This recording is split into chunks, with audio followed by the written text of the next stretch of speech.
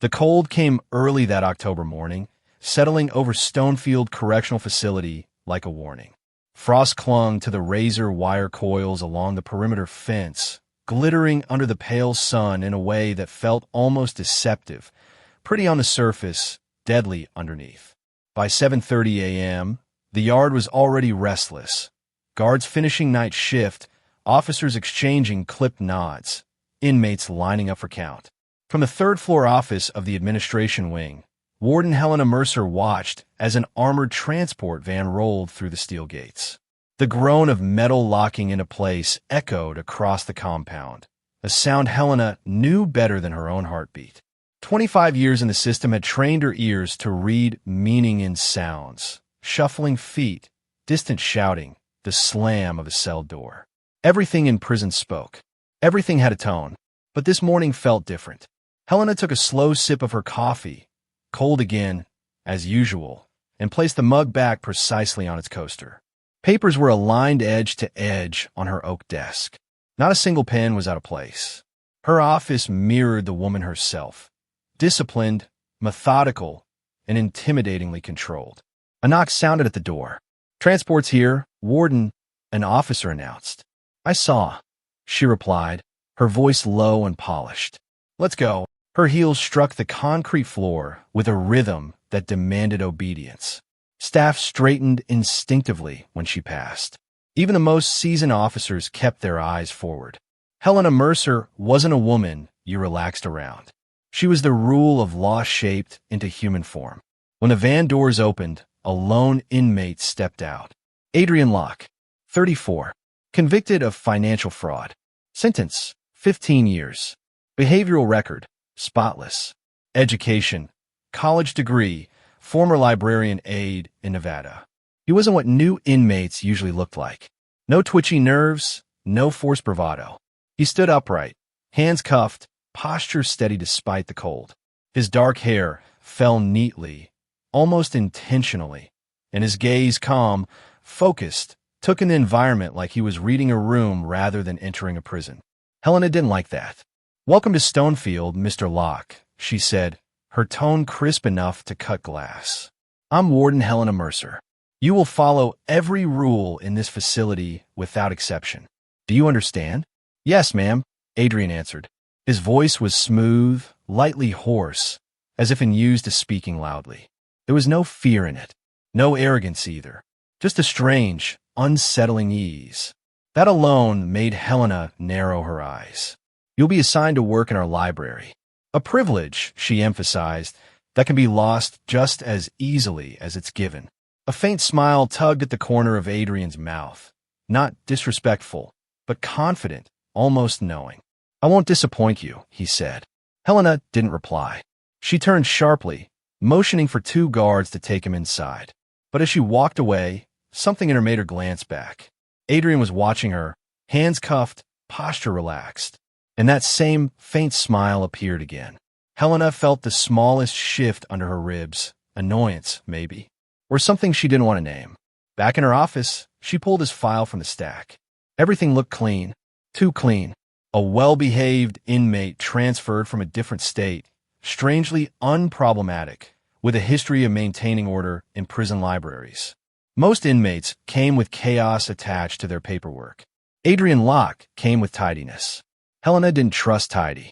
As the day unfolded, she carried out her usual routine: staff briefings, surveillance reviews, disciplinary hearings. Stonefield operated like a rigid, unyielding machine, and Helena was the engine keeping it running. But every few hours, she found her mind drifting back to the new inmate with the calm eyes. Late that afternoon, during her rounds, Helena stepped into the library. Rows of 15,000 volumes stood quiet beneath fluorescent lights. The air smelled of paper and disinfectant, one of the few places in Stonefield where order could almost be felt. Adrian was there. He was shelving books, steady and deliberate, jotting notes in a small journal. When he noticed her, he straightened but didn't flinch. "How are you adjusting?" Helena asked, her tone deliberately neutral. "The system's a little different from Nevada," he replied. "But I'll get it down. You have a strong collection of classics." Most inmates never even noticed the titles on the shelves. Helena raised an eyebrow. "You read Austen?" she asked, glancing at the book in his hand. "Studied her," he answered, not missing a beat. "You could tell a lot about people from how they talk about her heroines." Helena stared at him a moment too long. She didn't like surprises, yet something told her Adrian Locke was exactly that. A surprise wrapped in charm and intelligence. A man too comfortable in a place where comfort meant danger. As she turned to leave, she caught that faint smile again, and she felt it, an invisible shift in the air. Later that night, as the prison darkened and sirens signaled lockdown, Helena stood by her window, watching inmates forced back into cells. But her mind wasn't on the noise. It was on the newcomer who, somehow, felt too familiar. Helena Mercer didn't believe in instincts. She believed in systems. But tonight, her instincts whispered something that made her skin tighten. Adrian Locke was going to be a problem she couldn't yet define, but one that would upend everything she had spent decades building. And it had already begun. By the second week of his arrival, Adrian Locke had already become a quiet fixture inside the Stonefield Library. He moved through the stacks with an almost scholarly calm, tucking books back into place, adjusting catalog numbers, straightening leaning volumes. The routine suited him. It suited the space. And somehow, it suited her. Warden Helena Mercer never meant to linger there. The library wasn't on her daily route, not officially. But the first time she stepped inside after Adrian's shift began, she felt something she hadn't felt in years: curiosity. And that curiosity kept pulling her back. At first, she justified it to herself. Supervision is part of the job. A new inmate needs monitoring. That explanation held for maybe 3 days. After that, Helena wasn't checking on the library. She was checking on him. The evenings were always the same. The lights dim, the heating vents humming softly, the smell of aging paper thick like memory. The prison outside the double doors roared with noise, shouting inmates, clanging metal, slammed locks. But in the library, the world fell strangely quiet. Adrian always noticed her before she spoke. "Evening, Warden," he'd say without looking up, his voice warm, unhurried, like he had expected her. "I'm here to review the catalog updates," she'd reply, even when she wasn't. For a while, Helena kept her distance. She watched him from shelf away, arms crossed, face expressionless. But Adrian had a way of talking that made even silence feel like an invitation. He would mention a book, a quote, an author, and somehow Helena found herself answering questions she hadn't planned to engage with. One night, he asked, "Do you prefer Bronte or Austen?" Helena almost smirked. "Bronte. Austen wrote too optimistically for my taste." Adrian finally looked up. "I disagree. Austen understood human nature painfully well." "You're analyzing romance novels in prison," Helena replied dryly. "And you're debating literature with an inmate," he countered with that faint smile she was beginning to fear. She walked away that night, with her pulse disturbingly unsteady. It didn't take long for others to notice the shift, especially Deputy Warden Lena Ortiz, Helena's most trusted officer. A loyalist to the bone, Lena didn't ask questions. She simply observed. One evening, as she stepped into the dining hall, she heard a sound that didn't belong there: laughter. Not the mocking, sharp-edged laughter of inmates, but something softer, warmer. She followed the sound to the library door, where it stopped abruptly when she approached. Inside, she saw Helena standing closer to Adrian than protocol allowed. Too close. Lena didn't say a word. She simply turned away and closed the door. Helena had saved her career once. Now Lena would save Helena's secret. From that night on, something shifted between Helena and Adrian. Their conversations were longer, their arguments more passionate. They debated everything: Dickens' modern poetry, the ethics of confinement. Adrian was quick-witted, sharp, infuriatingly perceptive. And Helena felt alive in a way she hadn't felt since she was 35. But there was danger in that feeling. She knew it. She sensed it. She ignored it. One evening, Helena paused at the classics section, her gloved fingers trailing along a row of old hardcovers. Adrian was cataloging nearby.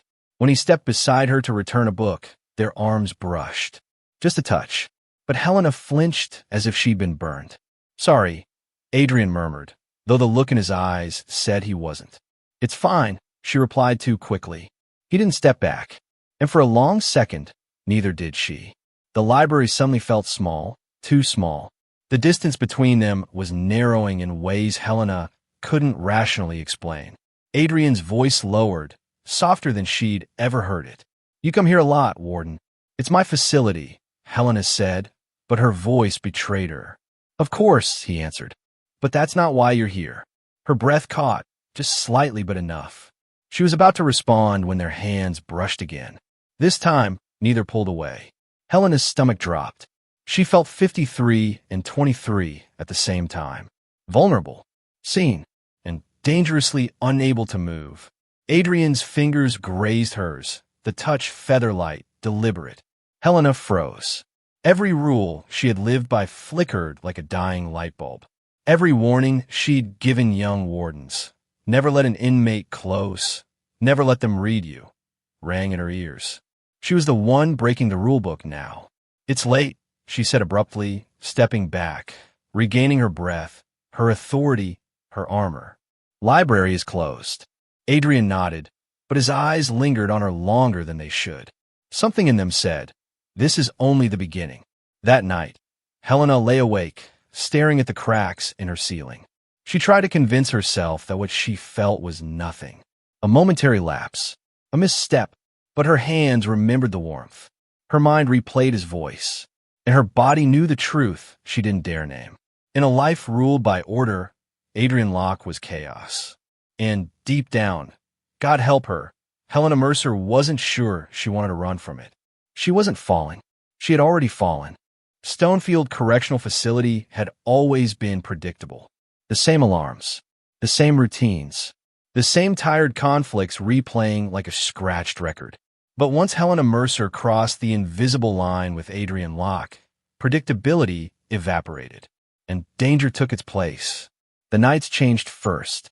It began subtly, Helena staying a little later under the pretense of reviewing incident reports or checking camera coverage. No one questioned her. She was the warden. Her authority wrapped her like armor, shielding a truth so volatile it could burn the entire institution to ash. Every night around 10 p.m., after the guards' rotation in the west hallway, Helena found her way to the library. Sometimes she told herself she was going to put an end to whatever was growing there. Sometimes she said nothing at all, but she always went. Inside, Adrian was waiting, always waiting. The library at night was different from the daytime version. Dim lamps cast warm halos over wooden tables. Dust hung in the air like glitter, and the silence wasn't the ordinary prison silence. It was intimate, charged, almost sacred. The rest of Stonefield screamed and rattled behind steel bars, but the library was a world carved out of velvet shadows and stolen breaths. And in that world, Helena found herself becoming someone she didn't recognize. They talked at first, long, wandering conversations about childhood fears, about the meaning of freedom, about the exact moment life had disappointed them. Adrian had a way with words that drew people in, but with Helena, it was different. He listened. He watched. He understood. Then one night, talking wasn't enough. It happened in the cramped history aisle where the cameras didn't reach, where the shelves created a narrow corridor that felt too small for two people. Helena stepped back to let Adrian pass. He stepped forward at the same time. They collided, and neither moved. His hand lifted, hesitant, then certain, touching her cheek with a gentleness that broke her open. "You shouldn't," Helena whispered, breath uneven. "You came here," Adrian whispered back. And with that, the last thread of restraint snapped. The kiss was soft at first, then desperate, then inevitable. Years of repressing every emotion that didn't serve her job came crashing down around her. Adrian held her like she was breakable. Helena kissed him like she was starved. After that night, the library was no longer enough. They met in her office after she triple-checked the hallway. They met in old classrooms no longer used after staffing cuts. Once, recklessly, they met in the back storage room behind the medical clinic. so close to being caught that Helena had to bite her own fist to keep from making a sound. Helena wasn't a woman prone to impulsivity. She'd built her career on discipline, on control, on never, ever letting her guard down. Yet with Adrian, her world flipped. Her days became a performance of professional calm, but her nights were chaos wrapped in desire. But passion wasn't the only thing brewing. So was deception. Dr. Miriam Hale noticed it first. She watched Helena during morning briefings, saw the way the warden's composure flickered in micro-expressions, the kind only a doctor who specialized in human behavior could catch. Dr. Hale approached gently. "You've been off lately," she said. Helena's eyes hardened instantly. "I don't appreciate assumptions." "It's not an assumption." Dr. Hale lowered her voice. "It's a concern." Helena dismissed her. But the conversation left a mark, a reminder that secrets, no matter how dark the night, always hunted for daylight. Then there was Deputy Warden Lena Ortiz. Lena had turned herself into Helena's quiet shield. She didn't approve, but she owed Helena her career and maybe her life. So when she heard footsteps approaching the library during one of the warden's illicit visits, Lena casually redirected guards to another corridor. She didn't ask questions. She didn't need answers. She simply protected. But protection had limits, even for her. One night, Lena walked past the old classroom near cell block D and froze when she heard muffled sounds, the kind that made her cheeks burn with recognition. She stood there for a painful moment, then walked away, jaw tight. She knew where this was heading. She knew how badly it would end. But she owed Helena too much to intervene. Meanwhile, Helena was spiraling. She wasn't eating well. She wasn't sleeping. Her mind replayed Adrian's words, touches, confessions, the way he visited her thoughts like a ghost she didn't want exorcised. Her staff thought she was stressed. Her inmates thought she was stricter. Only one person knew the truth, Adrian. One night, lying on a plaid blanket stolen from the supply closet, Adrian traced a fingertip along the lines at the edges of her eyes. "You're softer at night," he whispered. "Don't romanticize me," she murmured. He kissed the wrinkles anyway. "I don't have to. You're human." Human. A word Helena hadn't heard directed at herself in decades. But passion without caution is a fire in a locked room. And Helena knew, deep in the part of her she refused to examine, that their world was an illusion. A dangerous one. A fragile one. One mistake, one curious guard, one unlucky camera glitch. Everything would fall apart. And yet, every night, she kept going back. Because Adrian Locke wasn't just the man who had disrupted her life. He had become the only part of it that still felt alive. But the same fire that warms can burn. And Helena was standing too close to the flame to notice her own skin beginning to blister. The first crack in Helena Mercer's world didn't come from an inmate uprising or a staff mistake. It came in the form of a plain white envelope. It was early February, one of those mornings when the cold crept into your bones no matter how many layers you wore. Frost coated the windows of the administration office, turning the world outside into a blur of silver. Inside, Helena was finishing her second cup of coffee when Dr. Miriam Hale walked in. The doctor's face was stiff, too stiff. "Warden Mercer," she said quietly, closing the door behind her. "I have your test results." Helena frowned. "I wasn't expecting them until next week." "We ran them early," Dr. Hale replied, her voice almost soft. Helena didn't like soft voices. They usually carry bad news. The doctor held out the envelope, but Helena didn't take it right away. A strange heaviness sat in her chest, as if her instincts had already read the results without opening them. Finally, she tore the flap, unfolded the thin paper, and saw it. HIV positive. She stared at the words. They didn't make sense. They didn't belong to her. For a moment, the world fell muffled, like someone had pressed cotton against her ears. She blinked hard, reread the line, read it again. Still there. Still screaming silently. "No," Helena whispered. "That's not possible." "We double-checked," Dr. Hale said gently. 3 separate confirmations. Helena's throat tightened until she could barely breathe. Her mind didn't go to the medical implications, or for the treatment, or her future. Her mind went straight to him. A memory flashed. Adrian's fingers brushing her cheek, his lips trailing down her neck, the warmth of his body against hers. She felt those touches in her blood, now tainted, poisoned, carrying something he had known about long before she did. She stood abruptly. "Leave," she said. "But Warden, get out." The door shut quietly behind Dr. Hale, leaving Helena alone with the result that had just detonated her life. Her hands trembled so violently she had to grip the desk to keep herself upright. Her legs went weak. Her heart pounded uncontrollably, not out of fear, but betrayal. A deep, raw betrayal that ripped through her like shrapnel. She didn't cry. Helena Mercer didn't cry. But something inside her cracked open like ice splitting under pressure. By 9 p.m., Helena walked to the library with a calmness that felt unnatural, almost rehearsed. She didn't remember putting on her coat. She didn't remember the walk through the corridors. She simply arrived there, driven by something colder than rage. Adrian was sitting at his usual table, reading under the warm glow of a desk lamp.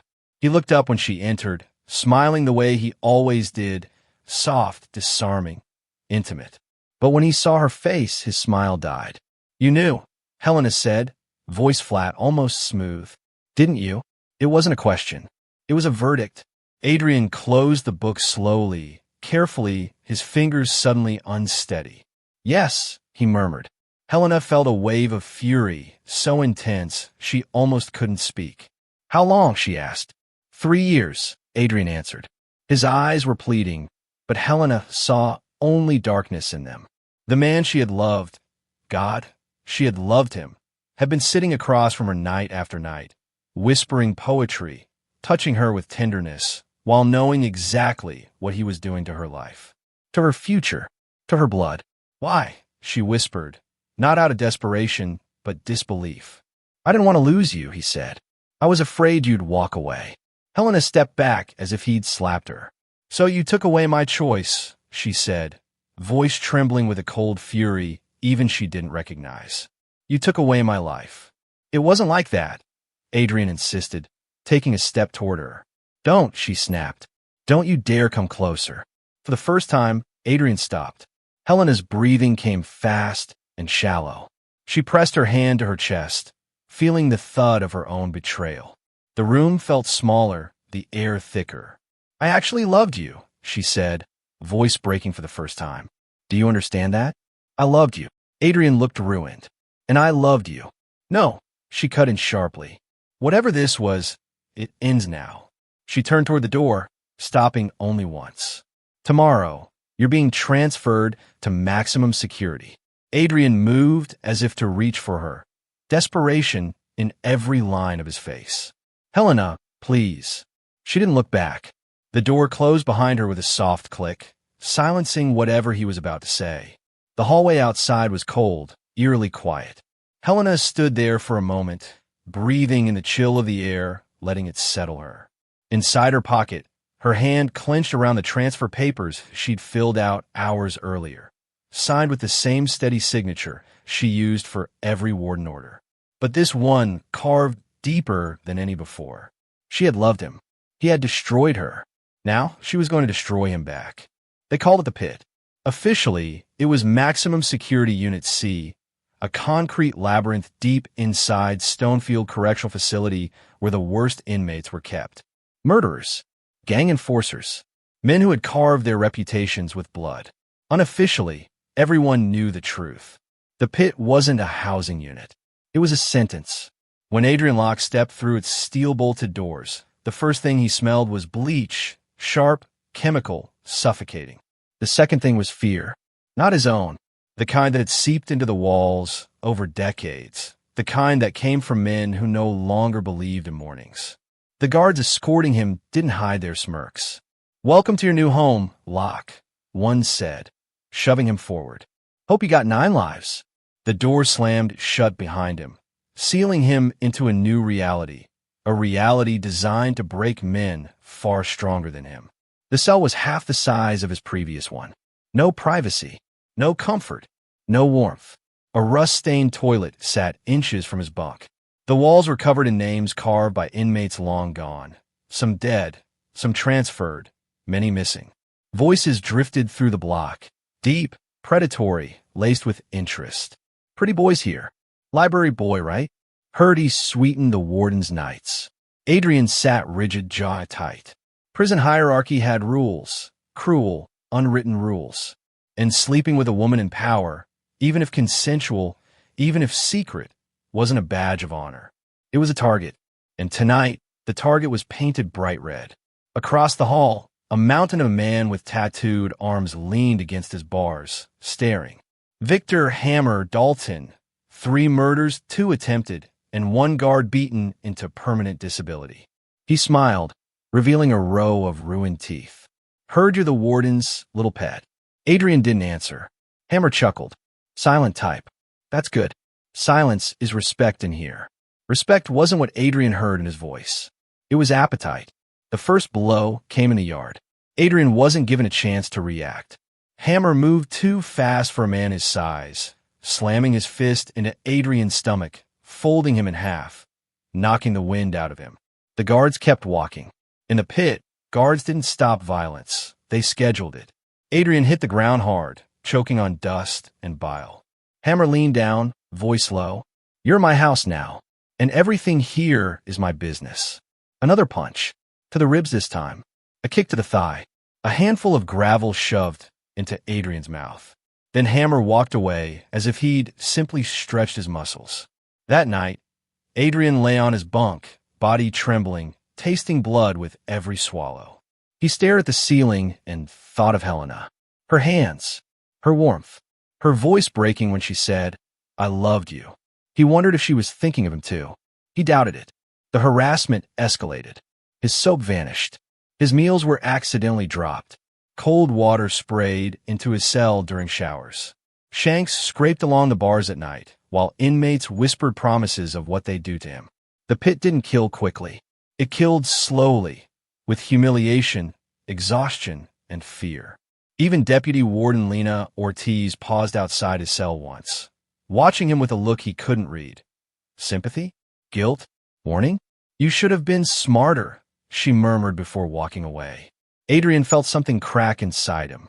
One evening, as he forced down a tasteless dinner, a guard, new, young, nervous, paused in front of his cell. She really loved you, you know, he whispered. Adrian froze. The guard leaned closer. Warden Mercer. She's not the same since you got moved. Adrian's throat tightened. Did she say anything?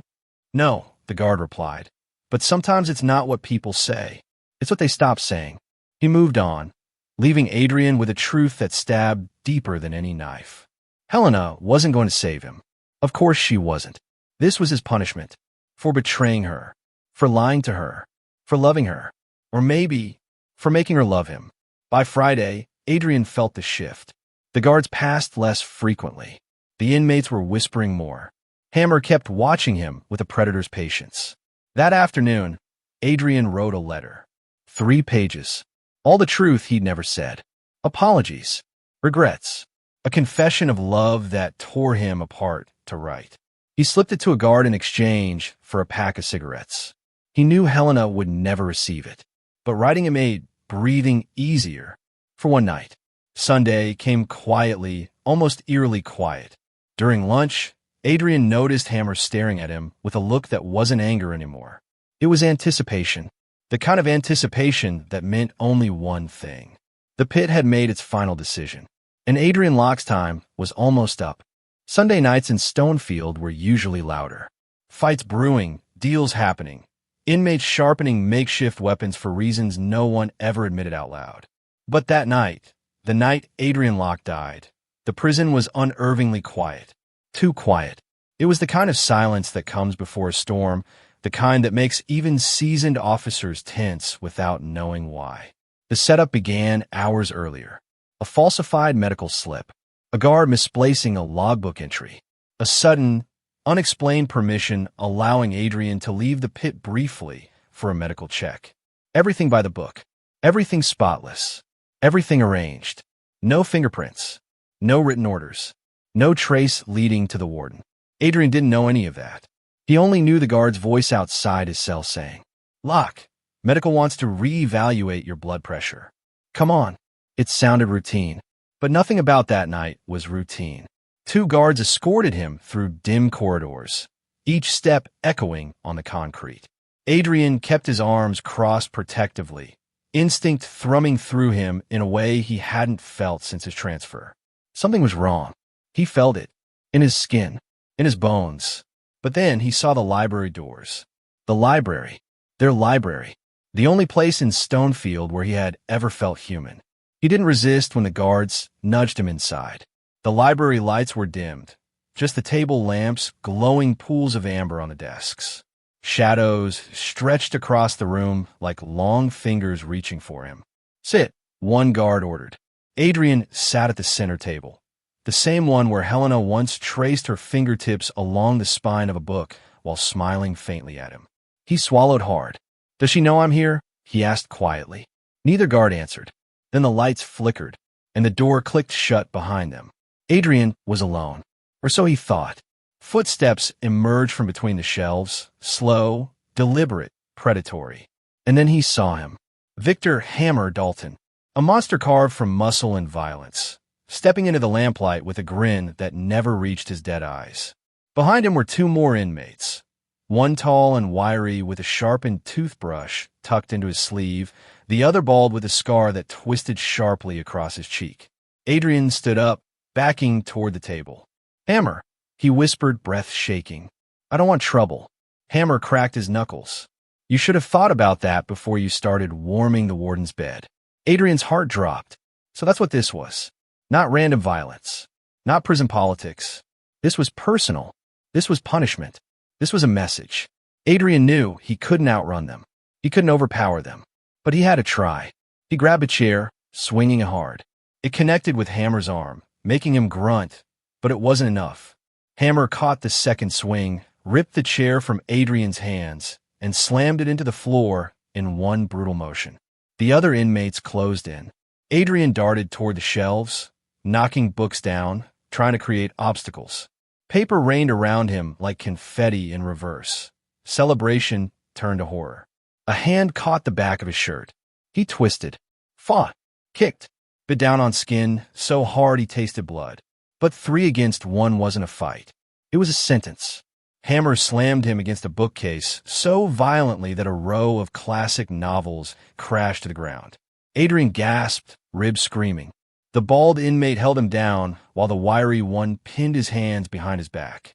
Hammer stepped in front of him, lifting something from his waistband. A shiv? Crude, jagged, wrapped in cloth. Adrian's voice cracked. "Please don't. You should have left her alone," Hammer growled. "Warden Mercer says jump." Then we jump. It was the closest thing to a confession Hammer would ever give. Before Adrian could speak, the first stab came. A white-hot explosion of pain tore through his side. He screamed, a sound swallowed by the library walls. Another stab, then another, each one sharper, slower, meant to hurt rather than kill quickly. Books soaked in blood. Paper turned crimson. A life drained in quiet, brutal increments. Adrian went limp, collapsing onto a pile of fallen novels. Dickens, Austen, Poe, names he once loved, now stained with his final breaths. Hammer knelt beside him and shoved the book into his weakening hands. Pride and Reason, a title Helena had once recommended. A cruel signature. A message written in blood and irony. Adrian's eyes fluttered, searching the ceiling, searching for air, for forgiveness, for something that wasn't this. His lips parted. "Helena," his voice barely made a sound. And then he was gone. Just like that. When the guards discovered the body at 11:42 p.m., the reports were written quickly. Inmate altercation. Fatal stabbing. 3 suspects uncooperative. Later, when Dr. Miriam Hale arrived, she covered her mouth in shock. Blood everywhere.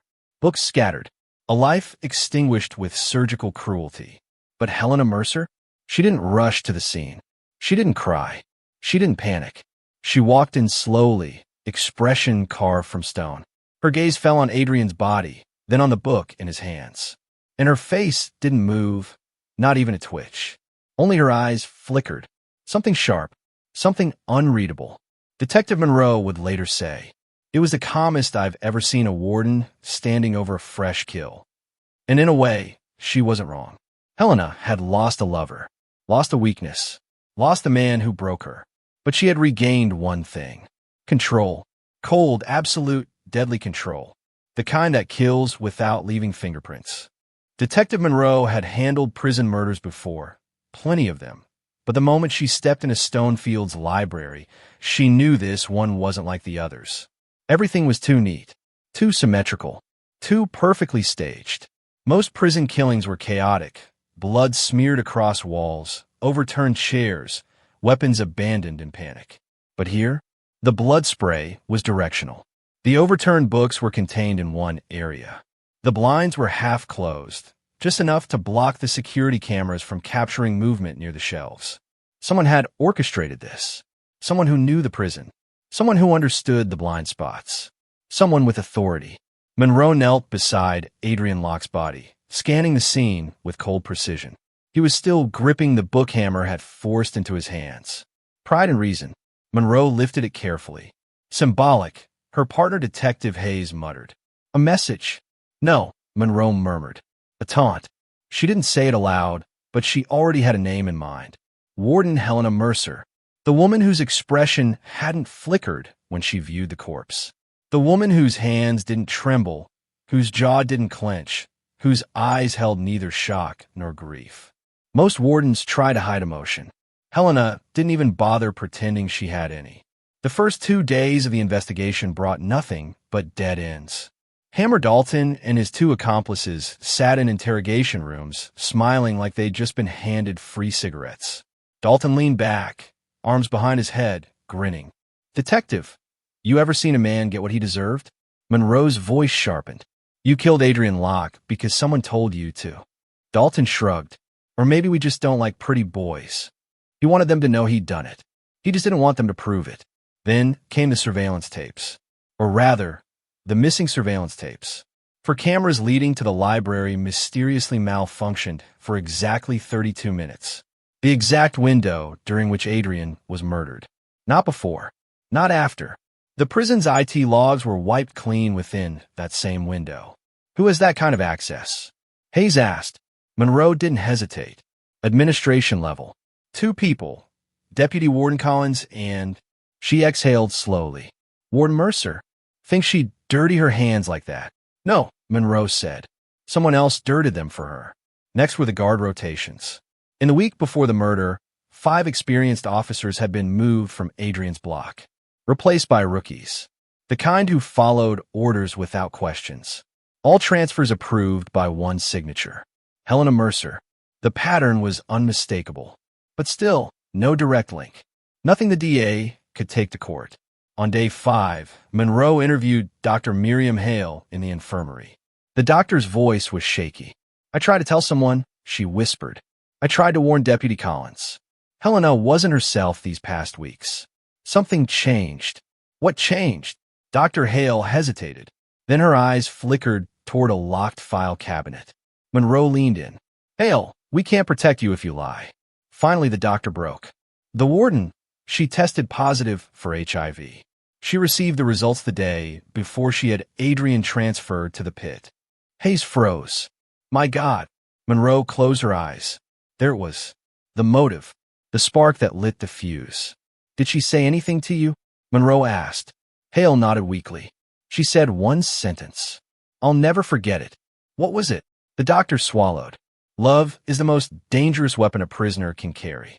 Monroe felt the chill crawl up her spine. But when she asked for the test file, it was gone, deleted. Every copy, every print, every digital log. Helena Mercer had erased her own motive. Day 7 brought the most unsettling moment. Monroe and Hayes were reviewing the evidence board when Deputy Warden Collins appeared in the doorway. Normally stern and composed, Collins looked terrified.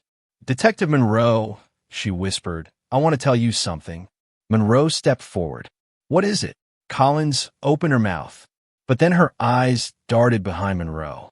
Helena Mercer was standing at the end of the hall, silent, still, watching, like a ghost wearing a badge. Collins shut her mouth instantly. I have nothing to report, she said, voice trembling. And she walked away. Hayes whispered, she's protecting her. Monroe shook her head. No, she's afraid of her. By day 9, the DA reviewed the case. Evidence board full. Interviews complete. Dozens of red strings connecting motive, method, and opportunity. But every line stopped just short of Helena Mercer. The DA tossed the file down. It won't hold up. No fingerprints, no orders, no communication, no financial incentive, no witnesses willing to talk. Monroe slammed her hands on the table. She orchestrated it. The DA didn't deny it, but he closed the folder anyway. No proof. Case dismissed. That evening, Monroe watched Helena Mercer from across the prison yard. The warden walked with perfect posture, chin high, hands folded behind her back. Her icy white hair pulled tight, uniform crisp, expression unreadable. She passed the inmates. They stepped aside like she was royalty. She passed the guards. They stiffened instinctively.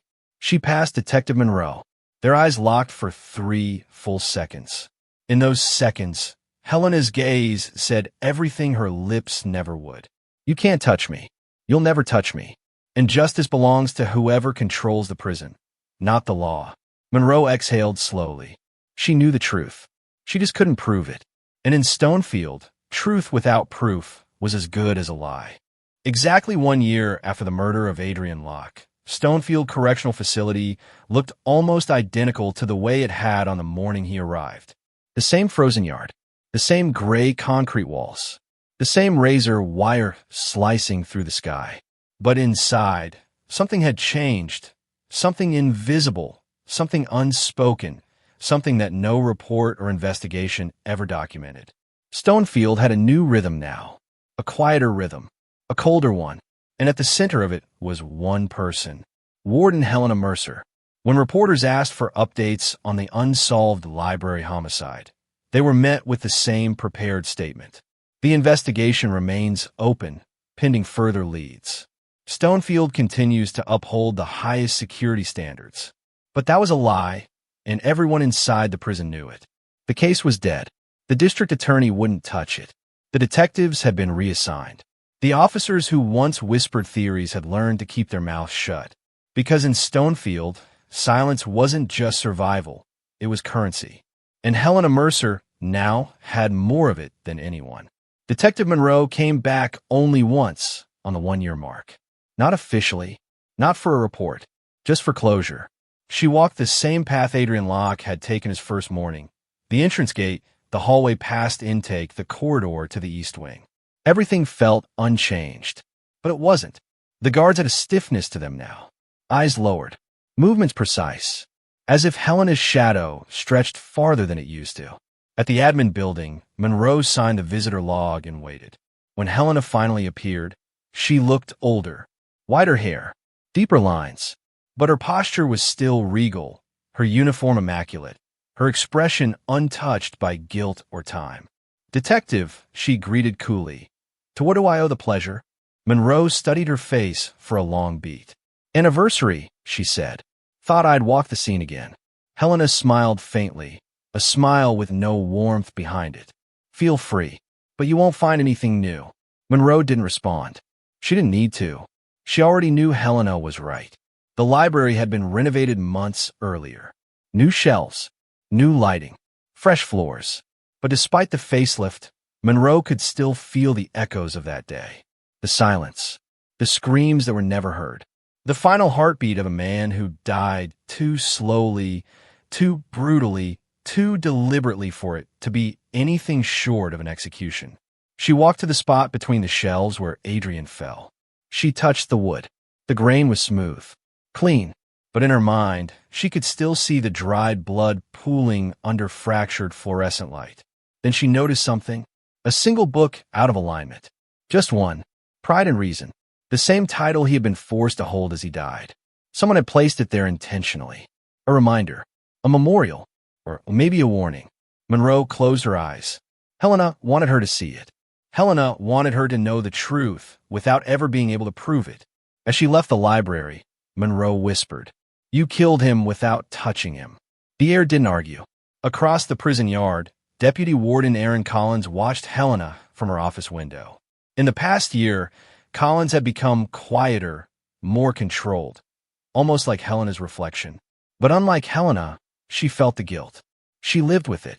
Every night, she replayed the moment she saw Helena leaving the high-security wing the morning Adrian was killed. She replayed the moment she saw Hammer Dalton and his crew walking toward the library with predatory confidence. She replayed the moment she almost told Detective Monroe the truth, and then didn't. Collins had convinced herself she'd done it out of loyalty, out of obligation, out of gratitude for Helena saving her career years earlier. But the real reason was simpler.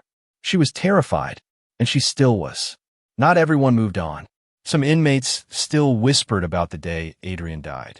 Some guards claimed they heard the murder before the cameras went dark. Some told stories about Helena walking the halls with a new kind of authority, an authority born from blood. Legends grow quickly in prison, and this one grew like wildfire. They called her the White Warden now, not because of her hair, but because of how she ruled. Precise, cold, untouchable. If she had orchestrated a murder, then she had done it so perfectly, so seamlessly, so artfully, that the law couldn't touch her. Not for a second, not for a breath. Justice had been replaced by something else. Fear. Detective Monroe met with Hayes that afternoon at a diner 20 minutes from the prison. He stirred his coffee, shaking his head. "You really think she did it?" he asked softly. Monroe didn't answer right away. She stared out the window at the snow-covered highway. "Think," she said quietly. "I know she did." He leaned back. "But knowing doesn't mean proving." "That's the problem," Monroe whispered. "Some crimes are committed so cleanly, the law just slips through their fingers." Hayes sighed. "So that's it? We walk away." Monroe finally turned toward him. "No," she said. "We remember." That night, Helena walked alone through the renovated library. Her fingers traced the shelves like she was touching memories instead of wood. She paused at the exact spot Adrian had died. She exhaled once, slow, steady. Not grief, not guilt, something else. Vindication. Then she reached up and straightened the one crooked book, Pride and Reason, sliding it perfectly back in a line. Order restored. Order always restored. She turned off the lights. The library fell into darkness. And in that darkness lived a truth only she and the dead man knew. Justice didn't always live in the courtroom. Sometimes it lived in the shadows, in silence, in fear, in the cold, methodical hand of someone who understood power better than anyone else. A year later, Helena Mercer still ruled Stonefield, untouched, unbroken, unpunished. And in the unofficial, unseen history of the prison, one line would always remain true. Justice came, just not through the law,